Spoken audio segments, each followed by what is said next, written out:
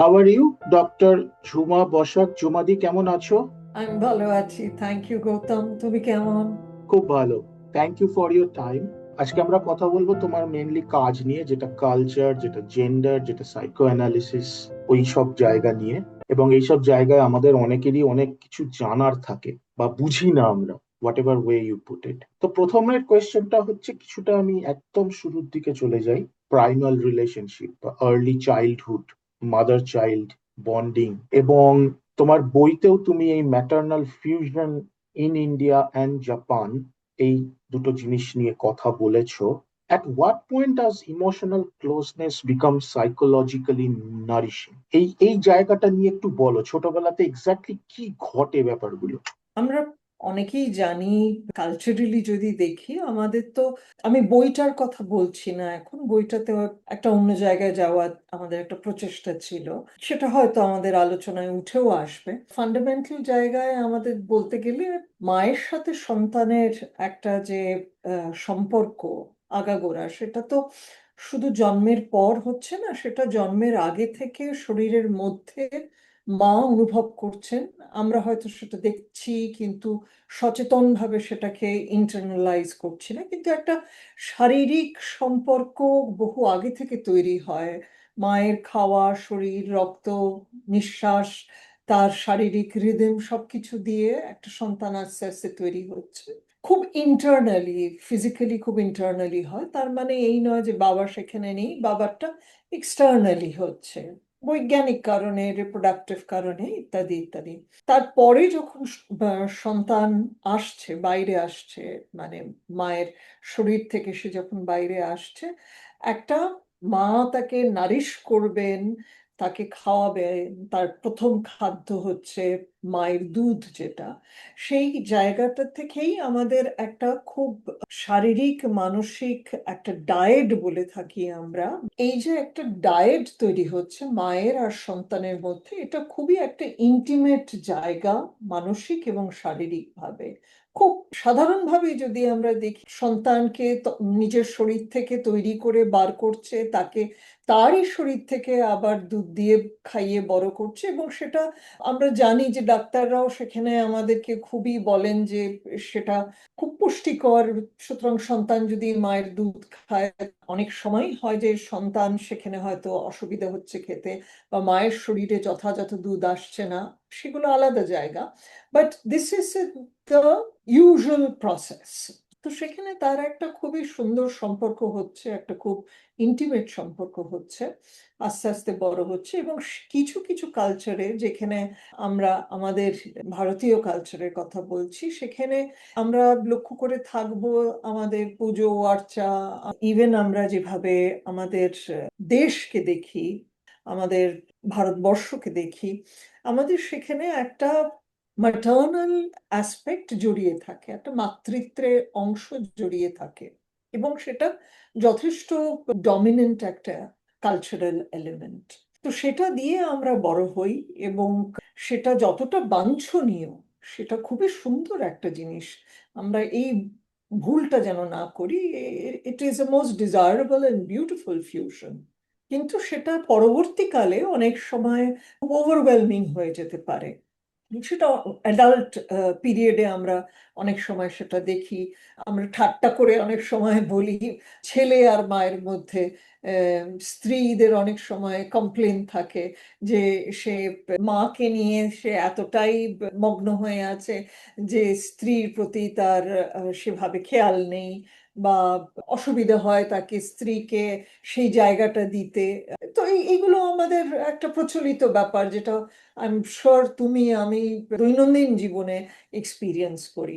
But এগুলোর সাথেই আমাদের সাইকোলজি জড়িয়ে আছে, আমাদের এইভাবে বড় হওয়া। তারপরে আমরা যেভাবে, আমাদের এত পুজো আছে, আমাদের ম্যাটার্নাল গডেস প্রচুর। এবং বাঙালি সমাজে, আমরা পশ্চিমবঙ্গে আমরা দেখি যে বড়ই হয়েছি এভাবে, দুর্গাপুজোর একটা বিরাট জায়গা আছে, অন্যান্য পুজোও আছে, কালী পুজো আছে, সরস্বতী পুজো, লক্ষ্মী পুজো, ইত্যাদি ইত্যাদি। সো এইখানে একটা আমরা দেখতে পাচ্ছি যে একটা ম্যাটার্নাল ওয়ার্শিপ, কোয়ালিটি, মাতৃত্বের কোয়ালিটি, যেখানে সে বোথ প্রোটেক্টিভ, সে বাচ্চাকে যেমন আগলে রাখছে, বাঁচিয়ে রাখছে, খাইয়ে বড় করছে, আবার সে কিন্তু পৃথিবীর সাথে যুদ্ধ করছে যাতে সন্তান সুস্থ থাকে, ভালো থাকে, তাকে সে প্রোটেকশন দিচ্ছে। একদিকে নারিশমেন্ট আর একদিকে প্রোটেকশন। তো খুব ইন্টারেস্টিং এই ম্যাটার্নাল কম্বিনেশন আমাদের। সেখানে মাতৃত্বের মধ্যে আদর জড়িয়ে আছে, আবার সেই মাতৃত্বের মধ্যে যুদ্ধ জড়িয়ে আছে, যেখানে সে পৃথিবীর সাথে যুদ্ধ করে তার সন্তানকে আগলে রাখছে। তাহলে ধরো দুটো জিনিস যদি বলি, একটা হচ্ছে যে যেটা নিয়ে হয়তো এখনকার মডার্ন সোসাইটি যে talk bit of it which is, বাবা মা প্রত্যেকেই ব্যস্ত, ফলে অনেক সময় বাচ্চারা ডাইরেক্টলি বাবা মার কাছে থেকেও সহচারিকা বা ফ্যামিলির অন্য কারোর কাছে বেশি সময় কাটাচ্ছে। সো এই যে ধরো emotional closeness with parents, just parents, touch, versus যারা পাচ্ছে না, ব্যাপারটা পাচ্ছে না বিকজ অফ সোসাইটাল কারণ, মানে আজকের এই ব্যস্ত জীবন এবং অল দিস থিংস। এবং সেইখানে যদি কোনো সময় কোনো রকম ইনজুরি হয়, সাইকোলজিক্যাল ইনজুরি, সেটা ট্রমা হতে পারে, সেটা বুলি হতে পারে, সেটা এইগুলো হতে পারে, এইগুলো পরবর্তীকালে মানে কিভাবে ম্যানিফেস্ট হয় বা এগুলোর ধাক্কাটা বাচ্চাটা কিভাবে হ্যান্ডেল করে বা করে না? এটা তো একটা অবস্থান। আমাদের একটা পরিবর্তন হচ্ছে, সামাজিক পরিবর্তন হচ্ছে। মা বাবা দুজনেই কর্মজীবনে ব্যস্ত থাকছেন, এবং এটা তো বলা মুশকিল যে না, আগের মতো যেরকম মারা বাড়িতে থাকতো, তারা নিজের কাজ ছেড়ে শুধু সন্তানকে দেখবে। এটা একটা দাম্পত্য জীবনের আন্ডারস্ট্যান্ডিং কিভাবে দুজনে সেটা ভাগ করতে পারে, সেটাই বাঞ্ছনীয়। এবং সেই ভাগ করার পরে কিভাবে আবার দুজনে সেই কর্মজীবনে ফিরে যেতে পারে, সে কর্মজীবনের দায়িত্ব, তাদের নিজেদের ক্যারিয়ার আছে। এবং শুধু ক্যারিয়ার নয়, সন্তানকে যদি আমরা আমাদের সামাজিকভাবে, কালচারালি তাকে স্থাপন করতে হয়, সেই জায়গায় নিয়ে যেতে হয়, তাকে যদি এম্পাওয়ার করতে হয়, তাহলে পর আমাদের একটা আর্থিক কারণেই অনেক সময় মা বাবাকে রোজগার করতে হয়, কর্মজীবনে ফেরত যেতে হয়। এবং যে মা কষ্ট করে বড় হয়েছেন, পড়াশোনা শিখেছেন, আজকের দিনে সে কেনই বা তার একটা ক্যারিয়ার থাকবে না, বা তারও তো সেই শখ, ইচ্ছে ইত্যাদি থাকতে পারে।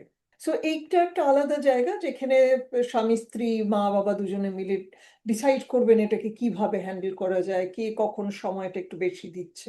অ্যাজ আই সেড, মাতৃত্বের সাথে কিন্তু মায়ের কোনো ডাইরেক্ট যোগাযোগ নেই।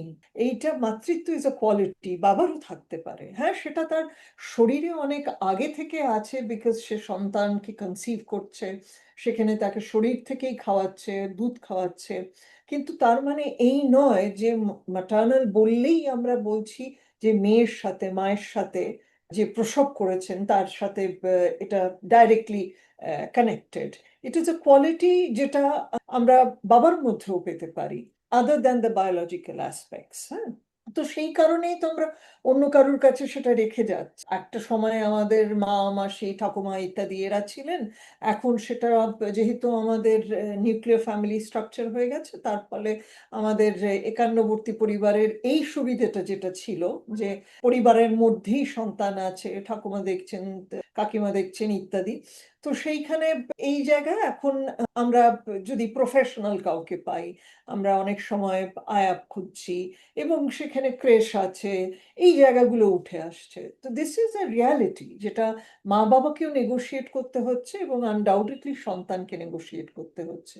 একটা জিনিস ক্ল্যারিফাই করা দরকার, যে অন্য কারোর কাছে রেখে যাওয়া মানেই যে বাচ্চা এফেক্টেড হবে, it's not a direct cause and effect relationship.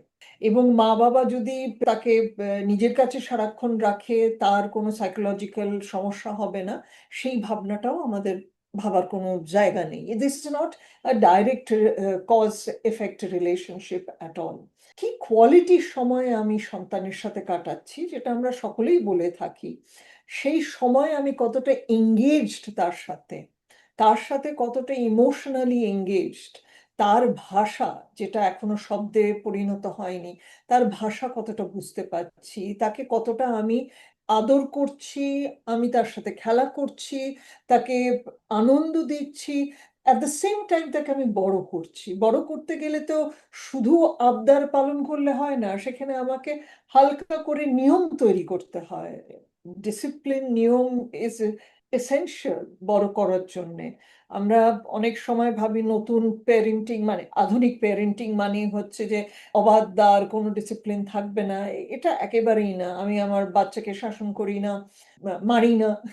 মারি, মারাটা বাঞ্ছনীয় নয়, কিন্তু তাকে ডিসিপ্লিনটা শাসন না করেও কিভাবে আনা যায়, তাকে নাটা আমার কি করে বলতে হবে, দিস ইজ সামথিং যেটা আমাদেরকে নতুন করে শিখতে হয়, মা বাবা হিসেবে নতুন করে শিখতে হয়।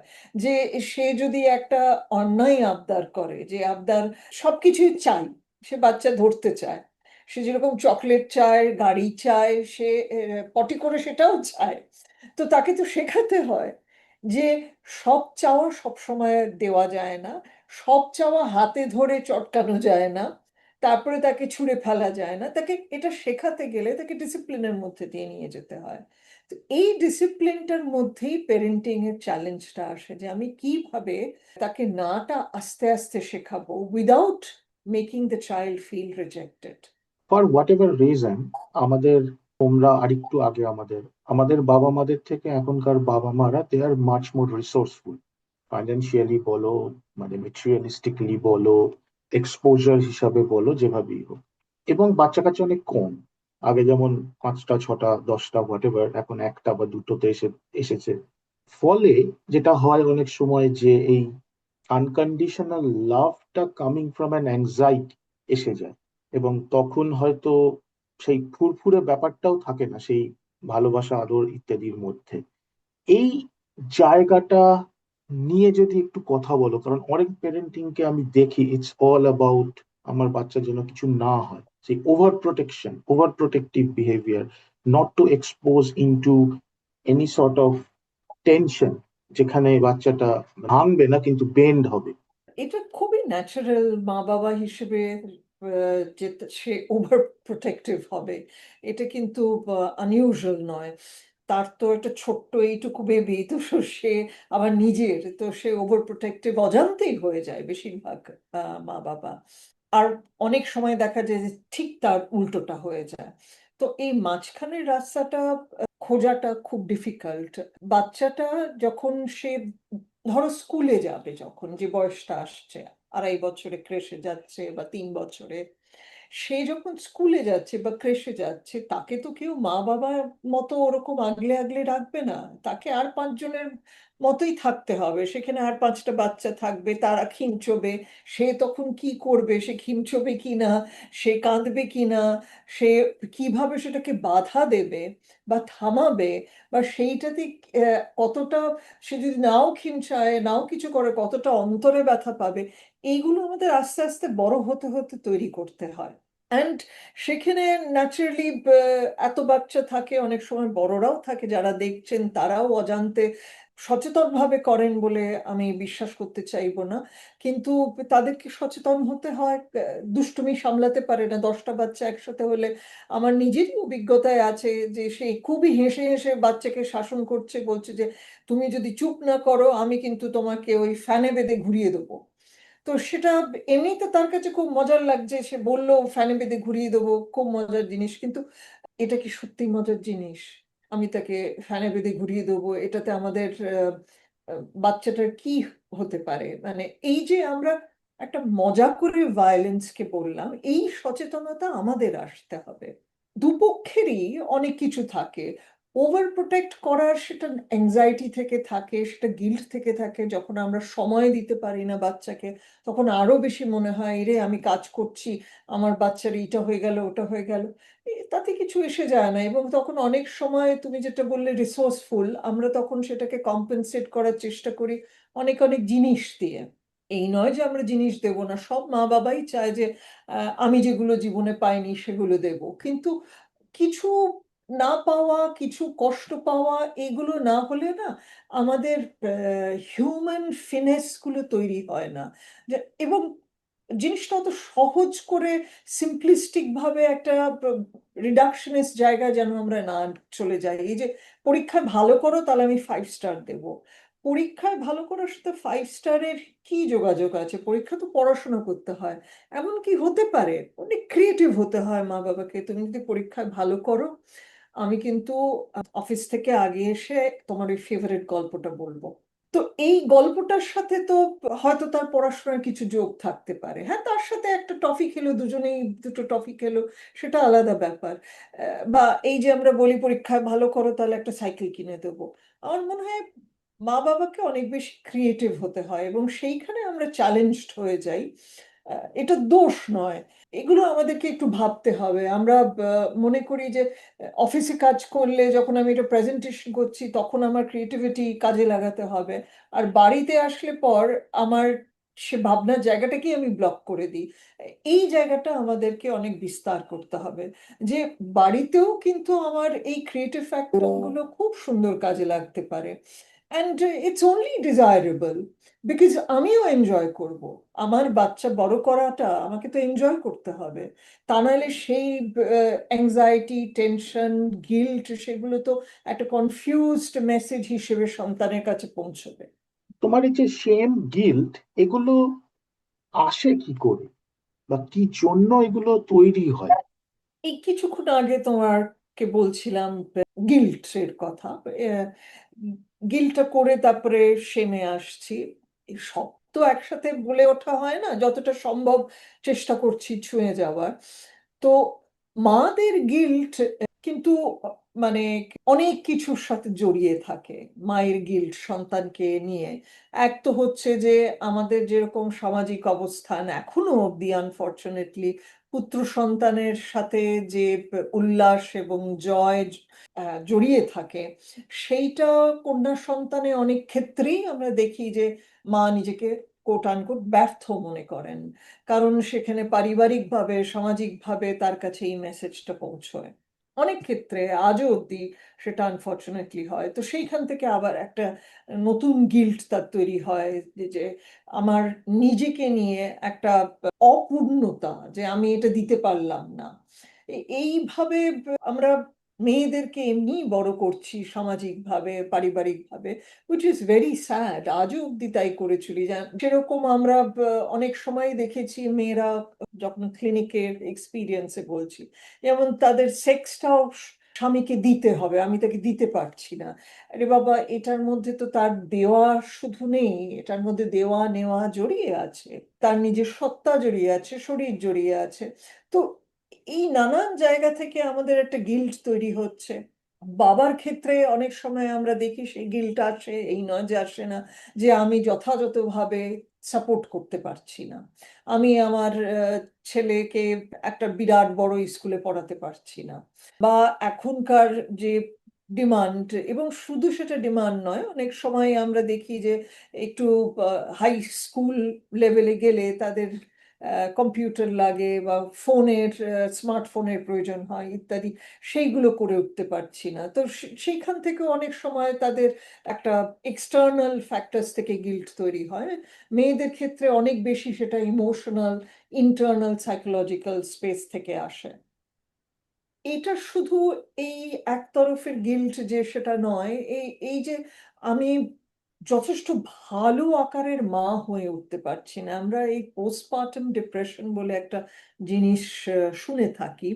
সেখানে মায়ের যে শারীরিক মানসিক একটা বদল ঘটে এই এই এন্টায়ার প্রেগন্যান্সি পিরিয়ড, তারপরে সন্তান প্রসব করা সেই সময়, এইটা আমরা কখনো কথা বলে উঠতে পারি না, কারণ আমাদের তো সামাজিকভাবে কালচারালি তো আমরা ম্যাটার্নাল ডমিনেন্স একটা কাজ করে। তো সেইখানে এই যে মায়ের শরীরের গন্ধ বদলে যাচ্ছে, আকার বদলে যাচ্ছে, মায়ের নানান রকম শরীরের ডিসচার্জেস হচ্ছে, এইগুলো থেকে তার নিজের শরীর নিয়েই একটা কনফ্লিক্ট তৈরি হয়। সেখানে এত বড় তার একটা দায়িত্ব আসছে নিজের শরীর থেকে শুরু করে, উইচ ইজ, শরীর এখানে ইম্পর্টেন্ট কারণ তার ডাইরেক্ট এন্টিটি সত্তার সাথে জড়িয়ে আছে। সাবজেক্টিভিটি অনেক পরের জায়গায়, পরের ধাপে আসছে। তো সেইখানে তার একটা কনফ্লিক্ট যেটা থাকে, সেইখান থেকে প্রচুর গিল্ট তৈরি হয়, এবং এইটা যতক্ষণ না সে ক্লিনিক্যাল স্পেসে আসছে অনেক সময় বলেই উঠতে পারে না। বুঝতেই পারি না আমরা যে কেন তার কোলে নিতে সন্তানকে ভয় করছে বা হাত কাঁপছে বা ইচ্ছে করছে না। তো এই কনফ্লিক্টের জায়গাগুলো থেকে তার গিল্ট তৈরি হয়। আমরা যদি এখন শেমের মধ্যে যাই, সেইটা সাথেও আনফর্চুনেটলি আমাদের সামাজিক সাংস্কৃতিক অনেক ভাবনা প্রথা জড়িয়ে থাকে। এই যে আমাদের একটা কাস্ট সিস্টেম আমরা ছোটবেলা থেকে বড় হয়েছি যার মধ্যে, এগুলো তো বাদ দিয়ে হয় না। তো এগুলো নিয়ে আজকে কথা হচ্ছে, সেইটা একটা বিরাট জায়গা। আমার মনে হয় যে আমরা যে কথা বলতে শুরু করেছি, এই কাস্ট সিস্টেমের মধ্যে থেকে জন্মগতভাবে আমরা দেখছি একটা শ্রেণী বিভাগের মতো করা হয়েছে, একটা স্তর তৈরি করা হয়েছে, নিচে, মাঝখানে, ওপরে। তো এইখান থেকেই তো একটা মানে আমরা এস্টাবলিশ নোশন অফ শেম তৈরি করছি, একটা establish Notion of public shame তৈরি হচ্ছে, যেটার মধ্যে দিয়ে আমরা বড় হচ্ছি। এবং সেইখানে তার কি কি এক্সপোজার হচ্ছে, সেই সামাজিক সাংস্কৃতিক নানান কারণে তার যে এক্সপোজার হচ্ছে, সেই এক্সপোজার থেকে, পারিবারিক এক্সপোজার থেকে সে কি নিজের মধ্যে নিচ্ছে, যেটাকে আমরা ইন্টারনালাইজেশন বলে থাকি। এবং সেখান থেকে তার হীনমন্যতা বোধ তৈরি হওয়া, বা তার সুপিরিয়রিটি কমপ্লেক্স বা ভাবনা তৈরি হওয়া, এই জায়গাগুলো আমাদের এত স্ট্রাকচার্ড। তো এটা থেকে আমি মুক্ত হয়ে যাব খুব মুশকিল। কিন্তু এটার সম্বন্ধে একটা সচেতনতা যদি আমরা তৈরি করতে পারি, তাহলে পর at least, which is very difficult, এই ইন্টারনাল দ্বন্দ্বটাকে নিয়ে থাকতে হয়। এটা আমার প্যারেন্টিং এর সাথে, এই ভাবনা, এই প্যারেন্টিং এর সাথেই যে আমার যুক্ত থাকতে হবে, নট নেসেসারিলি। সেটা একটা যে কোনো সচেতন নাগরিক তার নানান সামাজিক জিনিস নিয়ে ভাবনা চিন্তায় আছে, একটা শিক্ষিত মার্জিত ভাবনার জায়গায় যাচ্ছে, মানবিক জায়গায় যাচ্ছে। এবং সেটা সব শিক্ষিত মানে আমি এখানে লিটারেসি প্রোগ্রামের কথা বলছি না। আমি আক্ষরিকভাবে শিক্ষিত না হলেও আমার মনন চর্চার মধ্যে সে শিক্ষা থাকতে পারে, সে মন ভাবনার মধ্যে সে শিক্ষা থাকতে পারে। এই যে এই শ্রেণী বিভাজন নিয়ে যে আমরা, সেটা কখনো আমরা অর্থনৈতিক কারণে দেখছি, কখনো আমরা কাস্ট সিস্টেমে দেখছি, এইগুলো নিয়ে প্রশ্ন তোলা, নিজের মধ্যে প্রশ্ন তোলা, এই যে এইটা থেকে যে মানবিক ব্যবধান আসছে, ডিসক্রিমিনেশন হচ্ছে, সেই জায়গাগুলো নিয়ে নিজের মধ্যে প্রশ্ন করা যে কিভাবে আমি এটাকে নেগোশিয়েট করব। কারণ এটা আমার দৈনন্দিন জীবনে থাকবে, আমার ক্লিনিক্যাল স্পেসে থাকবে। যখন সে আসছে, কেউ ছোট জাতের জায়গা থেকে কথা তুলবে, কেউ বড় জাতের জায়গা থেকে কথা বলবে, অর্থনৈতিক বড় জায়গা থেকে কথা বলবে, ছোট জায়গা থেকে। তো এই constant negotiation with superiority, inferiority, আমাদের এগুলোর একটা নেগোসিয়েশনের জায়গায় যেতে হবে, এই এই জানানিটা রাখতে হবে। এবং যেটা আমি বলছিলাম, আমি ক্লিনিক্যাল প্র্যাকটিস যদি নাও করি, তাই বলে কি আমার এই জানানিটা থাকবে না? আমার কয়েক বছরের আগে তোমাকে যেটা বলছিলাম, যেটা তুমি জানো, যে আমি অসুস্থতার কারণে একেবারেই ক্লিনিক্যাল কাজ করতে পারিনি, এখন আবার রিজিউম করছি আস্তে আস্তে। তো সেই ভাবনা তো নিজের মনে থাকবে। এবং সেটার সাথে আনফর্চুনেটলি আজও আমাদের যে জড়িয়ে আছে, খানিক আগে যেটা বললাম, যে মেয়েদের শরীর নিয়ে আমাদের, বা মেয়ে জেন্ডার যদি আমি সেভাবে দেখি, মানে সেটা সে ছোট, ইনফিরিয়ার, তার শারীরিক নানান বদল, সেখানে মেনস্ট্রুয়েশন, সেখানে যখন সে সন্তান হচ্ছে, তার শরীরের যে খানিক আগে বলছিলাম গন্ধ এবং নানান ডিসচার্জের পরিবর্তন হচ্ছে, সেইগুলো নিয়ে যে আমাদের একটা ধিক্কার, একটা ঘেন্না, ঘেন্নার মধ্যে তো আমরা তাকে ছোট অবজেক্ট হিসেবে দেখি, একটা নোংরা অবজেক্ট হিসেবে দেখি। তো সেই জায়গা থেকে আমাদের নিজেদেরকে, কি বলবো, নিজেদের ভাবনাটাকে অতিক্রম করতে হবে। তো তা না হলে পর তো এই সেম আজীবন আমাদের জড়িয়ে থাকবে। This is an ongoing negotiation, psychologically, socially.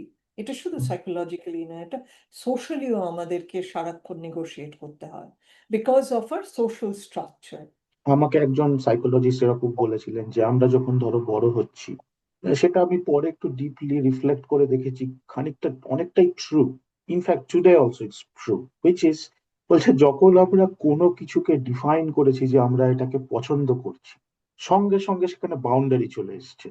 কোনো কিছুকে ভালো বলা বা ভালো লাগা মানেই একটা রেস্ট্রিকশন, একটা কনস্ট্রেন্ট অ্যাড করে দেওয়া হচ্ছে।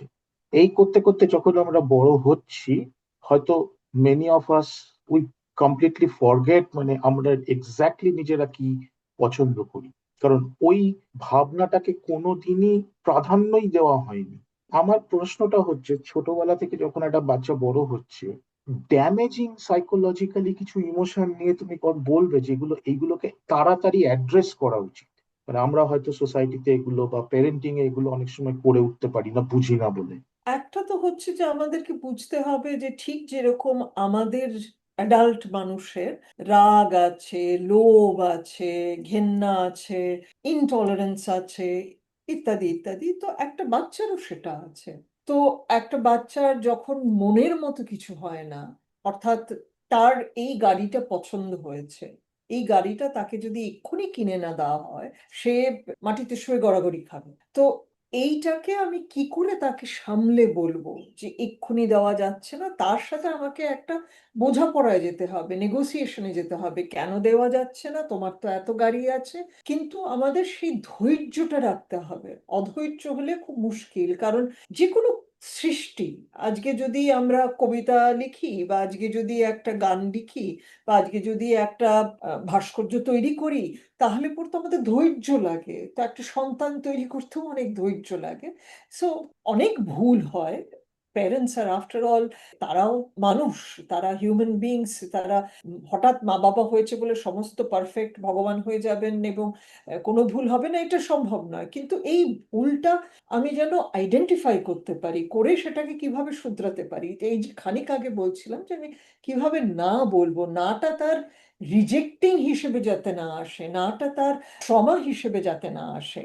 কিন্তু অনেক সময়, যেমন আমার মনে হয় তুমি বলার চেষ্টা করছো, এই যে যখন আমি বড় হচ্ছি, আমার বড় হতে হতে আমি, আমার বাবা ডাক্তার মানুষ, প্রত্যাশিত আমি ছেলে বা মেয়ে হয়ে, পার্টিকুলারলি ছেলে হলে তা সেও ডাক্তার হবে, একটা প্রত্যাশা। এটা মানে কেউ বলেনি তাকে, হয়তো অতভাবে কথাও বলা হয়নি, তারা হয়তো আধুনিক পরিবার, সে যতটাই চাইছে, কিন্তু সেটা একটা তৈরি হয়ে গেছে। কিন্তু তার ভেতরে ভেতরে অ্যাকচুয়ালি সাহিত্য খুব ভালো লাগে, বা ছবি আঁকতে খুব ভালো লাগে, বা রান্না করতে খুব ভালো লাগে। এই ভালো লাগাটার একটা স্কিল হতে পারে, এবং সেটা একটা প্রফেশনাল জায়গায় যেতে পারে। এই রান্না করেও সে একজন বিরাট, মানে একটা চাকরি পেতে পারে। সব রান্না করেই যে আমাকে শেফ হতে হবে এবং মিশেলিন লেভেলে পৌঁছতে হবে, এর কোনো মানে নেই। কিন্তু আমরা তাকে শ্রদ্ধা করি কিনা, এই ক্যারিয়ারটাকে শ্রদ্ধা করি কিনা, স্পেশালি সে যদি এখন ডাক্তারের ছেলে হয়ে শেফ হয়, সেটা আমরা পারিবারিক ভাবে তাকে শ্রদ্ধা করবো কিনা। এই এনভায়রনমেন্টটা যদি আমরা তৈরি করতে পারি, that this is his or her own independent choice, এবং সে সত্যিই অসাধারণ রান্না করে, এবং শুধু সেটা নয়, সে রান্না করতে খুব ভালোবাসে। এইটাকে আমরা কিভাবে, এই ভালো লাগা, ভেতরের ভালো লাগা, সেটার সাথে একটা সামাজিক জায়গায় নিয়ে যাওয়া, যেখানে সে এটা থেকে একটা আইডেন্টিটি পাবে, এবং সেখান থেকে অর্থ উপার্জন করে সে নিজেকে চালনা করবে এই এই পৃথিবীতে, এই জায়গাটা আমরা তৈরি করতে পারি কিনা। বা অনেক সময় হয়তো ওটা আইডেন্টিফাই করা যে এটা আমি খুব ভালোবাসি। যেমন যদি তুমি আমায় জিজ্ঞেস করো, আমি খেলতে খুব ভালোবাসি, আমি ব্যাডমিন্টন খেলতে খুব ভালোবাসি, আমি টিটি খেলতে খুব ভালোবাসি, কিন্তু আমার স্কিলটা নেই। আমি কিছুতেই সেটাকে কোনো জায়গায় নিয়ে যেতে পারবো না, যেখান থেকে আমার আইডেন্টিটি হবে, অর্থ উপার্জন হবে। এইটাকে আইডেন্টিফাই করতে হবে। বাট আমি এতৎ সত্ত্বেও সেটা আমি হয়তো খেললে এনজয় করব, কিন্তু ওটাকে আমি প্রফেশনে নিয়ে যেতে পারবো না। তো অনেক ক্ষেত্রেই আমরা দেখি যে সেখানে আমাকে ডাক্তারি পড়তে হচ্ছে, আমাকে ইঞ্জিনিয়ার হতে হচ্ছে, কারণ পরিবার থেকে সেটা চায়, সেটা করতে হবে, তা নাহলে আমি চাকরি পাবো কি। আমাদের দেশে আরেক সমস্যা হচ্ছে যে এইগুলো হলে চাকরি পাওয়া যায়, তো আমার ভালো লাগা, আমার কাজের সাথে আমার চাকরি পাওয়া, একটা রিয়ালিটি ভীষণভাবে জড়িয়ে আছে। তো দিস ইজ নট ইজি।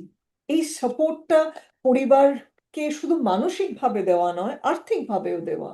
যে সে যদি এখন ছবি আঁকতে ভালোবাসে, পরিবার থেকে এটাকে, সে যদি, তার স্কিল আছে, সে সেটাকে একটা আইডেন্টিটি রূপে নিয়ে গেল, এবং সে তাকে একটা উপার্জনের জায়গাতেও নিয়ে গেল, সে নিজের জীবন চালাবে, কিন্তু সেই উপার্জনটা will not be equivalent to যে মার্কেটিং করছে। তো সেই পরিবার থেকে সেই উপার্জন এবং মানসিক জায়গাটা কি সে সাপোর্টটা পাবে? প্লাস তাকেও সেই মানসিক জায়গাটা তৈরি করতে হবে। তখন যখন দেখবে তার বন্ধু একটা এমবিএ করে, একই বয়স, সঙ্গে সঙ্গে একটা চাকরি পেয়ে গেল 20,000 টাকার বা 15,000 টাকার, আমি এখনো অব্দি 500 টাকার করে একটা ছবি, বা আমি ক্লাসে শেখাচ্ছি, বা আর্ট স্কুলে করাচ্ছি, বাট আমার সেই স্ট্রাগলটা এখনো অব্দি আছে, কখনো টাকা পাচ্ছি, কখনো এক্সিবিশন হচ্ছে, ইত্যাদি। তো এই জায়গাগুলো আমাদের মানসিকভাবে তৈরি করতে হয়, এবং একটা বিরাট জায়গা তো আসে পরিবার থেকে। This is Okay. An emotional empowerment, যেটা পরিবার থেকে আসে। আপনজন, এখানে পরিবার বলতে আই মাস্ট ক্লারিফাই সবসময়, কিন্তু I am not talking necessarily blood relationship. সেখানে আমাদের আজকের দিনে যখন আমরা আধুনিক সময়ে আছি, অনেক সাপোর্ট আসে আমাদের পরিবারের বাইরে থেকে। স্কুল, মাস্টারমশাই খুব প্রয়োজন। আমি প্রচুর আমার মাস্টারমশাই, স্কুলের মাস্টারমশাই বা আমার কলেজের মাস্টারমশাই, সেখান থেকে আমি অনেক প্রেরণা পেয়েছি, যেগুলো সবসময় হয়তো পরিবার থেকে পাওয়া যায় না। সো এইভাবে আমরা বিস্তারিতভাবে সেটা ছড়িয়ে দিতে পারি। এই জানানিগুলোর দরকার আছে, এবং আমার খুব ভালো লাগছে যে তুমি এটা নিয়ে আলোচনা করছো, এবং আমরা স্বাভাবিকভাবে একটা গপ্পর মতো করে, আড্ডার মতো করে কথা বলছি। কারণ এটা সবসময় খুব গুরুগম্ভীর একটা সেমিনার ইত্যাদি করে না আমরা মানুষের কাছে পৌঁছতে পারি না, সাধারণ মানুষের কাছে। এবং এইগুলো নিয়ে কথা যতটা হওয়া দরকার বা যতটা গুরুত্ব আছে এটা, ততটা কথা হয়ও না বলে আমার বারে বারে মনে হয় আর কি। তুমি একটা কথা বলেছো অ্যাবাউট ইমোশনাল ইনভ্যালিডেশন, যেখানে মানে আই অ্যাম রং বা ইনকনভিনিয়েন্ট বা এই যে ব্যাপারগুলো কি ঘটে, যার জন্য একটা বাচ্চা যখন আস্তে আস্তে বড় হয়ে নিজের ইমোশনকেই ট্রাস্ট করতে পারে না, মানে এই ব্যাপারটা যে ঘেঁটে যায় একটু, নিজের ইনটিউশন, নিজের রিয়েল ইমোশনাল যে ব্যাপারটা চলছে ভেতরে, অস্বস্তি হোক, দুঃখ হোক, ভালো লাগা হোক, সেটাকে প্রপারলি আর্টিকুলেট করতে পারে না। Not because of the world, it's because of the internal clarity of that thought process. এটা একটু একটু বলো তো। আমি চেষ্টা করব, এটা খুবই সূক্ষ্ম একটা জায়গা। আমি প্রথমে মেয়েদেরকে নিয়ে বলি, কারণ সামাজিকভাবে, পারিবারিকভাবে আমরা মেয়েদেরকে সবচেয়ে কম আবেগ প্রকাশের জায়গা দিই। তাকে সহ্য করাটাই হচ্ছে তার একটা ফেমিনিন কোয়ালিটি। আমি কতটা সহ্য করতে পারি, তার নীরবতাই হচ্ছে তার একটা কোয়ালিটি। তো এই ভাবনাটা তো আগে আমাকে সেখানে বদল করতে হবে, না? যে কি বলবো, subtly we are also talking about operation, পারিবারিক সামাজিক অপারেশন, যেটা খুব ডিফিকাল্ট আইডেন্টিফাই করা। যেখানে আপনজন, আমার মা, ঠাকুমা, আমার বাবা, আমার দাদা, এরা তো আমার আপনজন, আমার পরিবার। সেখান থেকে যখন একটা প্রহিবিশন তৈরি হচ্ছে যে তুমি এটা করতে পারবে না, এত একটা বিরাট ন্যায়ের একটা প্ল্যাটফর্ম তৈরি হচ্ছে, এবং সেটা আমরা পার্টিকুলারলি মেয়েদের ক্ষেত্রে অনেক বেশি দেখে থাকি। তো তখন সে জায়গাই থাকে না যে সে সেটা প্রকাশ করতে পারবে, কারণ সে বুঝতেই পারে না যে এই যে আমি এটা অনুভব করছি, এই যে আমরা যদি চাইল্ড অ্যাবিউজের কথা বলি, সেক্সুয়াল ভায়োলেন্সের কথা বলি, তার আইডেন্টিফাই করতেই অনেক সময় লাগে। এই যে সূক্ষ্ম জায়গাগুলো যেখানে ভায়োলেশন হচ্ছে, সে সেটা বুঝতে পারে না till it becomes very overt. তখন সেটা একটা ভায়োলেন্সের জায়গায়, একটা যেটা দেখা যায় সেই জায়গায় পৌঁছে যাচ্ছে, এবং সেটা অনেকটা মাত্রায় এগিয়ে যাচ্ছে, বেড়ে যাচ্ছে। কিন্তু এই সূক্ষ্ম জায়গাগুলো আমরা সেই জায়গাটা যদি আমরা পারিবারিকভাবে না তৈরি করি, মানসিকভাবে না তৈরি করি, যে সেখানে সে ব্যক্ত করতে পারবে যে আমার এটা ভালো লাগছে না। এবং আমরা বাচ্চাদের কথা সিরিয়াসলি নিই না। আমাদের নিজেদেরও একটা এই প্রবণতা আছে যে ওর এরকম হয়, ও একটু বেশি ভয় পায়। আমার মনে হয় ওটা একটু ভেবে দেখতে হবে যে ও একটু বেশি ভয় পায়, ও অত ঘাবড়ানোর কিছু নেই। এই যে তার ভয় পাওয়াটা আসছে কোত্থেকে, এইটা যদি সে বলে উঠতে পারে, আইডেন্টিফাই করতে পারে, এবং আমরা যদি সেটা শুনতে পারি। আমরা শুনতে না চাইলে সে কোনোদিন বলে উঠতে পারবে না। সেই শুনতে চাওয়ার পরিবেশ তৈরি করতে হবে। সো সে আস্তে আস্তে সেটা শেয়ার করে। সেইটা যদি সে না করে, সে কনফিউজড হয়ে যাবে। আমরা যে কারণে এত বেশি ডোমেস্টিক ভায়োলেন্স দেখি, তার কারণ হচ্ছে মহিলারা বুঝতেই পারেন না, আইডেন্টিফাই করতে পারেন না এটা তো সকলের হয়, এই নিয়েই তো সবাই বাঁচছে, তো আমাকেও সেটা করতে হবে। সে জানেও না কি নিয়ে সে বাঁচছে, কারণ আমরা তো কথাই বলি না। এই জায়গা থেকে তার কনফিউশন তৈরি হচ্ছে।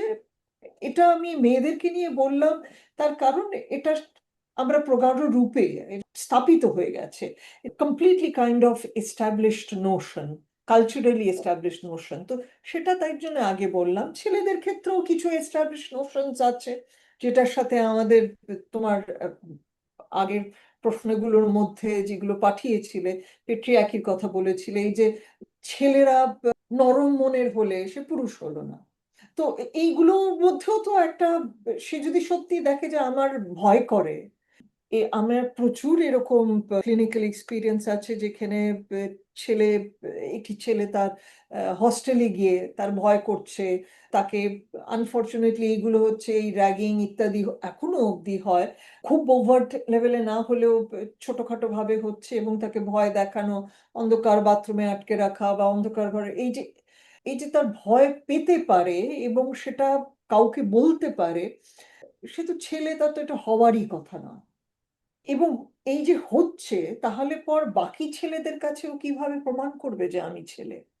তো সে সেটা বলতে পারছে না, এবং এইগুলো খুব যন্ত্রণাদায়ক এবং মানসিকভাবে এফেক্ট করে তার। সেই মানসিকভাবে এফেক্ট করার সাথে কিন্তু তার বাকি পারফরমেন্স জড়িয়ে থাকে, তার পড়াশোনা জড়িয়ে থাকে, তার খেলাধুলো জড়িয়ে থাকে। সে এইখানে ভেতরে যদি সে ফ্রি না হয়, সে বাকিগুলো ফ্রিলি কি করে করবে? তো এটা শুধু একটা মানসিক অবস্থান বা ঘটনা ঘটছে তা নয়, তার entire performance is related to it. এই যখন আনন্দে গান গেয়ে উঠি, তো সেখান থেকে একটা অগাধ এনার্জি এসে যায়। কিছু কিছু দিন এরকম হয় না যে হাজারটা কাজ করে নিচ্ছি, কারণ আমি ভেতরে খুব কেউ আমাকে একটা প্রশংসা করেছে বা কিছু একটা ভালো লেগেছে কোনো কারণে, আমার হয়তো বাচ্চার মুখটা দেখে খুব খুশি হয়ে গিয়েছি, বা এই যে আমি একটা অঙ্ক সলভ করতে পেরেছি, খুব খুশি হয়েছে, ব্যাস তখন আমি এইটা করছি ওটা করছি, তার একটা অদ্ভুত এনার্জি এসে গেল। এমনও হয় যে তার সেই এনার্জিটা আবার চলে যায়, ও আমার দিকে ভালো করে তাকিয়ে হাসলো না, আমি এক্সপেক্ট করছিলাম হাসবে। সূক্ষ্ম সূক্ষ্ম জিনিস। তো আমরা মানুষ খুব ফ্রাজাইল, আমরা আমাদের মানসিক অবস্থান খুব ফ্রাজাইল। তো তাকে আস্তে আস্তে বলিষ্ঠ করতে হয়। আমাদের বড় হওয়ার মধ্যে প্রচুর ধাক্কা খেতে হবে। সে যদি কোনো ধাক্কা না খায়, সেটা কিন্তু বাঞ্ছনীয় নয়, কিন্তু সে ধাক্কাটা খেয়ে সে যেন এসে বলতে পারে। এই যে স্কুলে আমার ভালো লাগলো না, যে টিচার আমাকে যেভাবে বললেন, আমার নিজেরই অভিজ্ঞতা আছে। আমি একটা স্পোর্টসে হয়তো আমাদের যেরকম প্র্যাকটিস হতো স্কুলে, খেলাধুলোর প্র্যাকটিসে গেছি, হাই জাম্পে আমি ফার্স্ট হয়েছি। তারপরে এসে দেখছি কেমিস্ট্রি টিচার আমাকে খুব বকছেন, আমাকে বকতে বকতে উত্তর দিতে পারি না, আমি তো তখন মাটিতে পা পড়ছে না, খুব খুশি হয়ে গিয়েছি, মনই বসছে না। তো তখন সে আমাকে বললো যে তোমার কিছু হবে না, যাও মায়ের মতো গিয়ে বাসন মাজো। তো এখন তিনি রেগে গিয়ে সেটা বলেছেন, তিনি যে সত্যিই খুব খারাপ ভেবে বলেছেন তা নয়, কিন্তু আমার খুব কষ্ট হয়েছিল। কেন তুমি, উনি ধরেই নিচ্ছেন আমার মা বাসন মাজে, এবং বাসন মাজে তো এত খারাপ কি আছে? তখন এত ভাবিনি, কিন্তু বাসন মাজাটা আমরা খারাপ হিসেবে দেখছি। তো তোমাকে আমাকে দুজনকে বাসন মাজতে হয়। এই জায়গাগুলো থেকে আমাদের নিজেদেরকে মুক্ত করতে হবে, টিচারকে মুক্ত করতে হবে, মা বাবাকে মুক্ত করতে হবে, আমাদের বচন, ভাবনা, ভাষা, অনেক কিছু বদলাতে হবে। তাহলে আমরা আজকে মোটামুটি শেষের দিকে চলে এসেছি। একটা জিনিস যেমন তুমি উল্লেখ করলে যে আমরা যখন কোনো একটা কিছু খুব ভেতর থেকে আনন্দ করে করি, তখন আমাদের সারা দিনটা অনেক বেশি এনার্জি ইত্যাদি ইত্যাদি থাকে, এবং আমরা ফ্র্যাজাইল, আমাদের এই মানসিক স্টেবিলিটিটা অনেক ঠুনকো, সেটাকে বলিষ্ঠ করতে হবে। তিনটে বা পাঁচটা এরকম কি কিছু বলা যেতে পারে যে অ্যাপার্ট ফ্রম মানডেন ওয়ার্ক আমরা এইগুলো করলে আমরা আমাদের মানসিক সুস্থতাটা একটু হেলদি রাখতে পারবো? বাচ্চাদের জন্যই তুমি বলো, তুমি বড়দের দিকে যেও হ্যাঁ, না এখন। আমি চেষ্টা করছি। মানে এইটা তো একটা ক্রিয়েটিভ প্রসেস, যে কোন মা বাবা কিভাবে তার বাচ্চার সাথে কানেক্ট করবে, ইমোশনালি কানেক্ট করবে, সাইকোলজিক্যালি কানেক্ট করবে।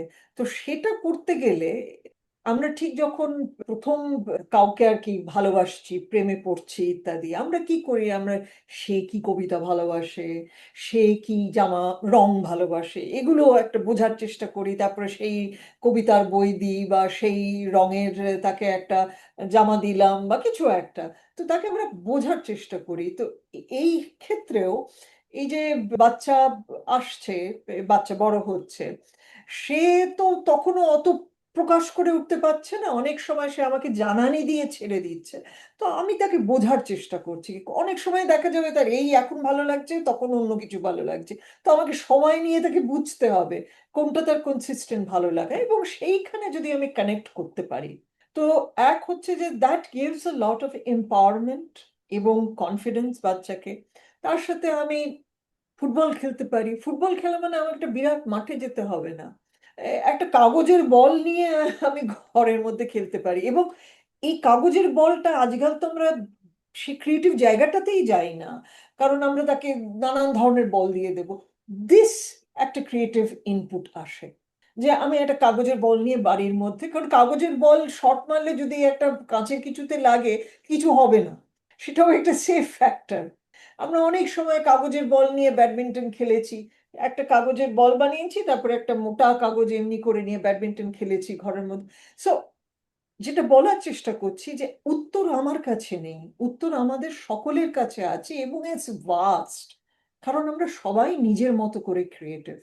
আমার ছোটবেলা, মানে আমার ছোটবেলা না হয়, বয়স যখন কম, আমি দেখেছি যে আমার পরিবারে একজন, আমাদের একটি ছোট বাচ্চাকে, কারোর একটা হবে আর কি পরিবারে, তাকে কোলে নিয়ে সে কি সুন্দর ওয়ালস নাচছে, আর সে হা হা করে হাসছে, সে ঘুরছে, হা হা করে হাসছে।